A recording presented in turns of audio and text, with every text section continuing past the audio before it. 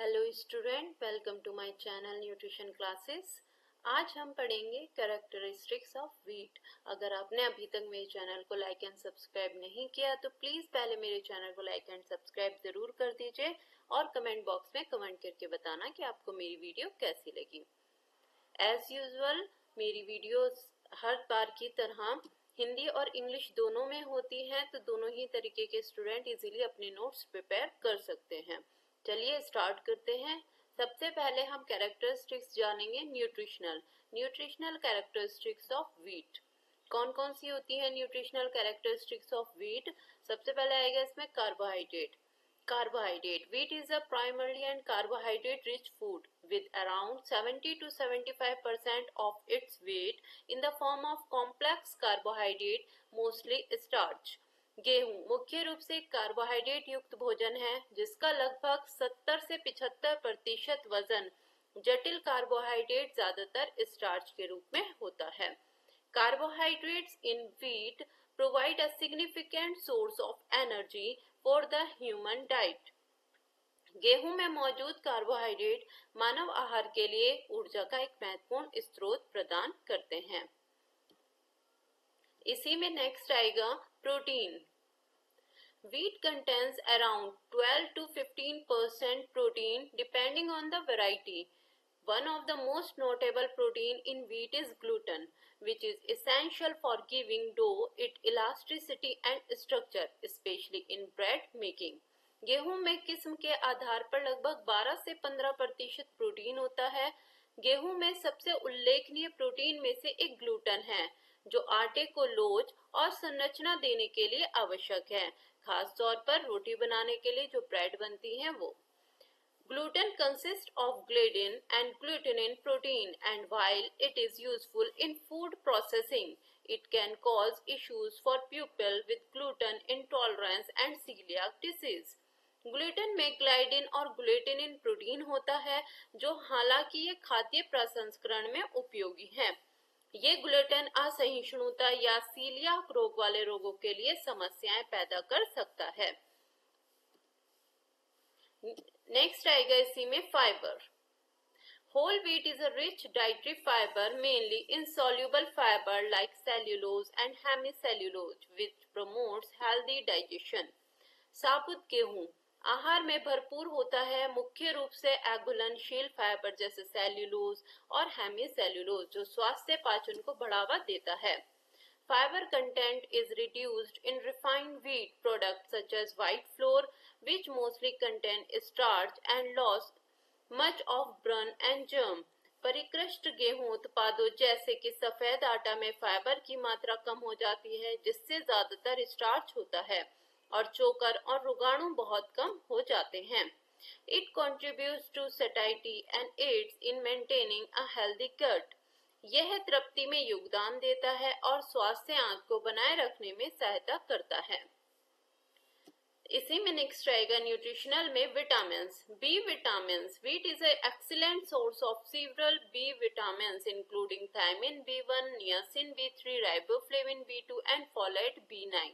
These vitamins are essential for energy, metabolism, cellular function.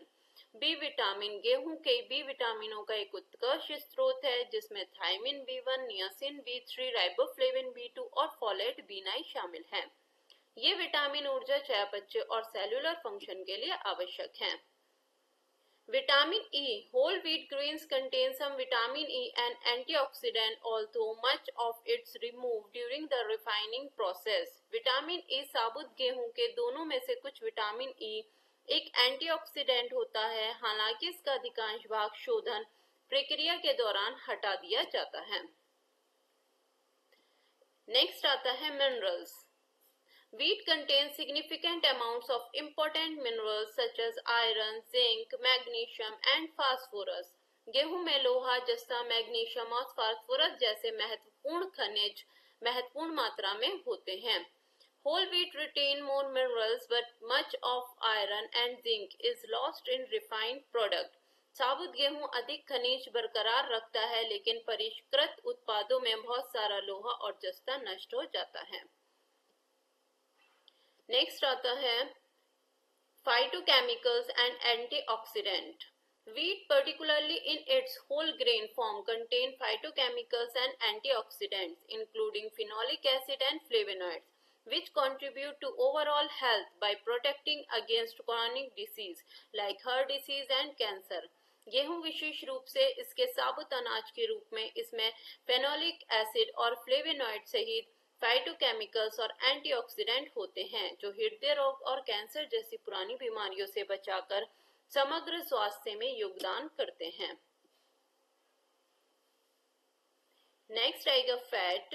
Wheat is a low in fat with most of it concentrated in the germ portion of grain which is often removed during the refining process। गेहूं में वसा की मात्रा कम होती है, इसका अधिकांश भाग अनाज के रोगाणु भाग में केंद्रित होता है जिसे अक्षर शोधन प्रक्रिया के दौरान हटा दिया जाता है। नेक्स्ट आएगा, ये सारे थे हमारे न्यूट्रिशनल कैरेक्टरिस्टिक्स। अब सेकंड आएगी economic characteristics of wheat. Economic characteristics जानेंगे कौन कौन सी होती हैं। फर्स्ट आएगा global stable crop. Wheat is a crucial staple food for overall 35% of the global population, particularly in regions like Europe, North America, the Middle East and the part of Asia। गेहूं वैश्विक आबादी में 35 से अधिक लोगों के लिए एक महत्वपूर्ण मुख्य भोजन है, विशेष रूप से यूरोप, उत्तरी अमेरिका, मध्य पूर्व और एशिया के कुछ हिस्सों में। It plays a major role in food security due to its adaptability to different environments and its role in basic food products like bread, pasta and cereal। ये विभिन्न वातावरणों में अनुकूल होने और ब्रेड, पास्ता और अनाज जैसी बुनियादी खाद्य उत्पादों में अपनी भूमिका के कारण खाद्य सुरक्षा में एक प्रमुख भूमिका निभाता है। नेक्स्ट है high commodity value. Wheat is one of the most traded agriculture commodities in the world with significant production in countries like China, India, Russia, the United States and Canada। गेहूं दुनिया में सबसे अधिक कारोबार वाली कृषि वस्तुओं में से एक है जिसका चीन, भारत, रूस, संयुक्त राज्य अमेरिका और कनाडा जैसे देशों में महत्वपूर्ण उत्पादन होता है। Global wheat prices can fluctuate due to various factors including weather conditions, trade policies and geopolitical events। These prices directly impact the livelihoods of farmers and the cost of food for consumer worldwide। मौसम की स्थिति, व्यापार नीतियों और भू राजनीतिक घटनाओं सहित विभिन्न कारकों के कारण वैश्विक गेहूं की कीमतों में उतार चढ़ाव हो सकता है। ये कीमतें किसानों की आजीविका और दुनिया भर में उपभोक्ताओं के लिए भोजन की लागत पर सीधा असर डालती है। नेक्स्ट आएगा employment and livelihoods। Wheat production supports millions of farmers, especially in developing countries। It is a key crop in both smallholder and large-scale farming system। गेहूं उत्पादन से लाखों किसानों को सहायता मिलती है, विशेषकर विकासशील देशों में यह छोटी जोत और बड़े पैमाने की खेती दोनों प्रणालियों में से एक प्रमुख फसल है। It also supports industries like milling, baking, food processing and animal feed production, creating a significant number of jobs across the supply chain। ये मिलिंग, बेकिंग, खाद्य प्रसंस्करण और पशु चारा उत्पादन जैसे उद्योगों का भी समर्थन करता है जिससे आपूर्ति श्रृंखला में महत्वपूर्ण संख्या में नौकरियां पैदा होती हैं। नेक्स्ट है Processing and value addition। Wheat undergoes various processes before reaching consumer, from milling into flour to further processing into bread, pasta and snack food। These value-added products contribute significantly to economies। उपभोक्ताओं तक पहुंचने से पहले गेहूं को आटा बनाने से लेकर ब्रेड, पास्ता और स्नैक फूड से आगे संसाधित करने तक विभिन्न प्रतिक्रियाओं से गुजरना पड़ता है। ये मूल्य वर्धित उत्पाद अर्थव्यवस्थाओं में महत्वपूर्ण योगदान देते हैं। By products of wheat like bran and wheat germ are used in animal feed, biofuels and the cosmetic industries, further adding to its economic values। गेहूं के उप उत्पादक जैसे चोकर और गेहूं के रोगाणु का उपयोग पशु आहार, जैव ईंधन और कॉस्मेटिक उद्योग में किया जाता है जिससे इसका आर्थिक मूल्य और बढ़ जाता है। नेक्स्ट है इसी में subsidies and trade policies. In many countries, wheat production is highly subsidized and governments offer support to farmers to ensure stable production. कई देशों में गेहूं उत्पादन पर अत्यधिक सब्सिडी दी जाती है और सरकारें स्थिर उत्पादन सुनिश्चित करने के लिए किसानों को सहायता प्रदान करती है. Wheat is also subject to international trade policies, tariffs, and trade agreements affected its global supply chain and pricing.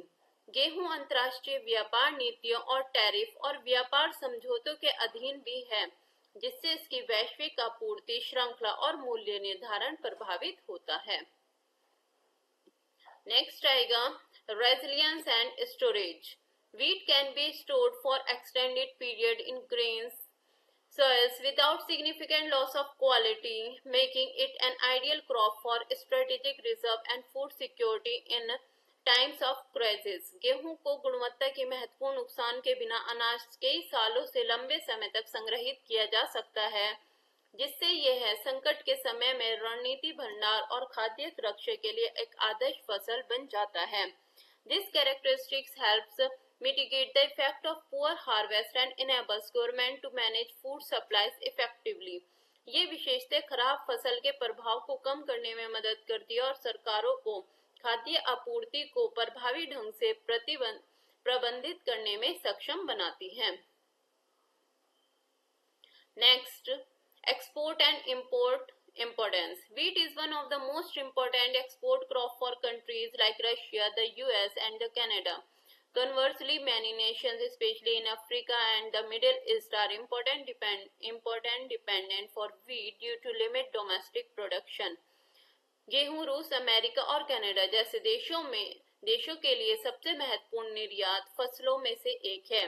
इसके विपरीत कई देश, विशेष रूप से अफ्रीका और मध्य पूर्व में सीमित घरेलू उत्पादन के कारण गेहूं के लिए आयात पर निर्भर है. Thank you. वीडियो अच्छी लगी तो वीडियो को लाइक एंड सब्सक्राइब जरूर करिएगा और कमेंट बॉक्स में कमेंट करके बताना आपको वीडियो कैसी लगी.